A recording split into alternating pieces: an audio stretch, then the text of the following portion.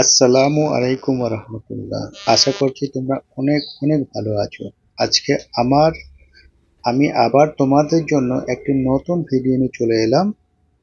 তো বেশি বকবক না করে শুরু করা যাক আজকের ভিডিও। তো আমি প্রথমে একটা কয়েন দিয়ে গোল একটা রাউন্ড শেপ করে নিয়েছি।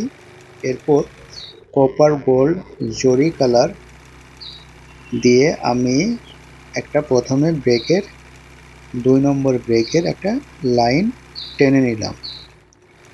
এর পাশে আরেকটি লাইন টেনে নেব, ঠিক দেখতে এইরকম লাগবে।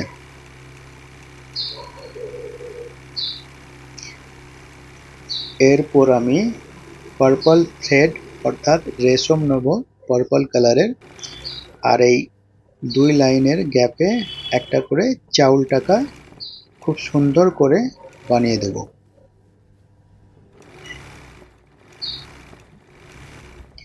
এইভাবে একটা একটা করে আমি চাউল টাকা বানিয়ে দেব।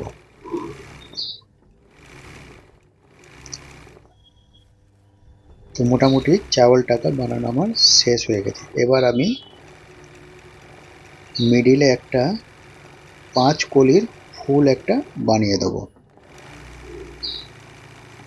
তো ঠিক এক একটা কলিতে এইভাবে আমি থ্রেড দিয়ে ফ্লাপ করে নেব, পার্পল কালার রেশম দিয়ে ফ্লাপ করে নেব। তো এটা বানাতে বানাতে কে কোথা থেকে ভিডিওটা দেখছো অবশ্যই আমাকে কমেন্ট করে জানিও। কোনো কিছু জানার থাকলে অবশ্যই আমাকে কমেন্ট করো, আর লাইক করে পাশে থেকো। আর নতুন হলে আমার চ্যানেল অথবা আমার পেজে ফলো এবং সাবস্ক্রাইব করে রাখো। এরপর আমি এই একটা করে এক একটা করে বাদাম পাত্তি আমি একটা করে বানিয়ে নেব।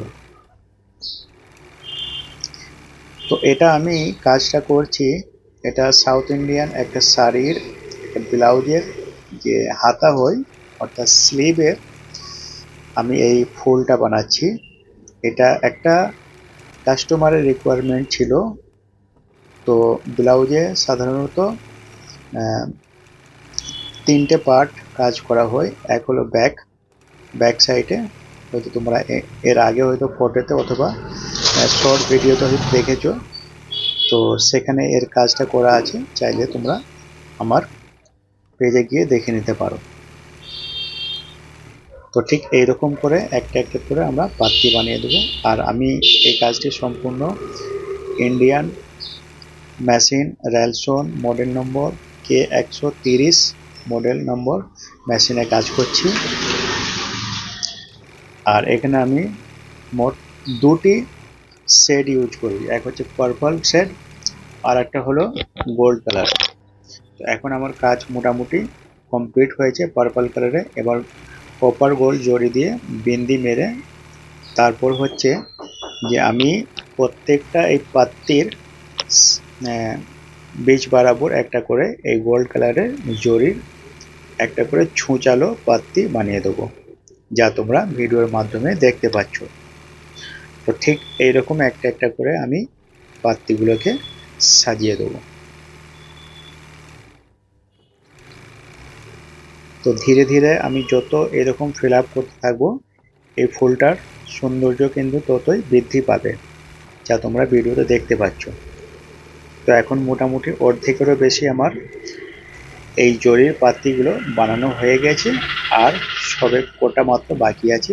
তো সেটাও খুব অল্প সময়ের মধ্যে আমি সেরে নেব। আর আমার ভিডিওটা স্কিপ করবে না, যদি স্কিপ করো তাহলে অনেক কিছু পার্ট হয়তো তোমরা দেখে না দেখার কারণে বুঝতে পারবে না। আর ভিডিওটা খুব একটা লম্বা নয়, 4 মিনিট 50 সেকেন্ডের ভিডিও। একটু তো ধৈর্য সহকারে দেখাই যায়। কোনো কিছু শিখতে গেলে একটু তো ধৈর্য বা একটু সময় দিতেই লাগে ভালো কিছু শিখতে গেলে। তো ঠিক আমার এইভাবে একটা একটা করে আমি পাত্তিগুলোকে বানিয়ে ফেললাম, আর মাত্র 3টি পাত্তি বানাতে আছে।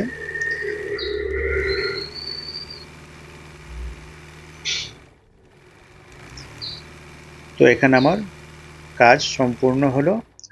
তো আবার দেখা হবে আগামীতে নতুন কোনো এক ভিডিও নিয়ে। তোমরা বেশি করে শেয়ার করে দিও, লাইক করে পাশে থেকো।